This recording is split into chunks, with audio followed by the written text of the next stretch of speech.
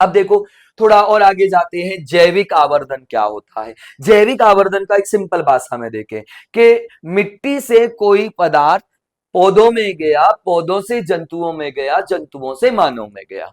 तो हमने कहा कि प्रत्येक पोषण स्तर में उस विषाक्त पदार्थ की मात्रा बढ़ती जाती है। इसी को क्या कहा जाता है? Biological magnification.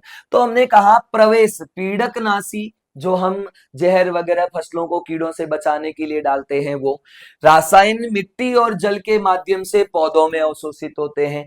फिर ये रसायन अजैव निम्नीकरणीय है, पौधों के अंदर ये टूटते नहीं है, इसलिए ये पौधों में स्टोर हो जाते हैं, इसलिए ये शरीर से बाहर नहीं निकलते पौधे के।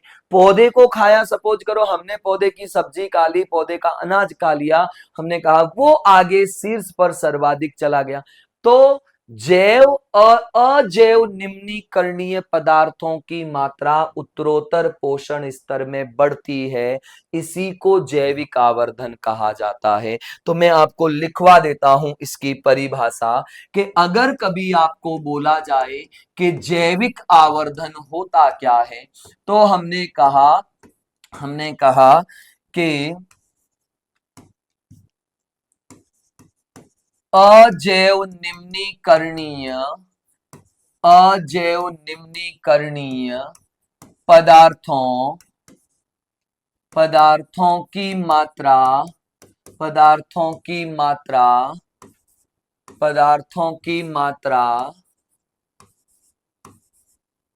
पदार्थों की मात्रा हमने कहा पदार्थों की मात्रा उत्तरोत्तर पोषण स्तर में उत्तरोत्तर पोषण स्तर में बढ़ती जाती है, उत्तरोत्तर पोषण स्तर में बढ़ती जाती है, तथा तथा तृतीयक उपभोक्ता में इनकी मात्रा तृतीयक उपभोक्ता में इनकी मात्रा सर्वाधिक होती है, इनकी मात्रा सर्वाधिक होती है। इसे इसे जैविक आवर्धन कहते हैं, इसे जैविक आवर्धन कहते हैं। तो बायोमैग्निफिकेशन का मतलब यही होता है, जैविक आवर्धन का मतलब यही होता है हमारा, और यही हमने लिखा है, ये ध्यान रख लेना, ठीक है।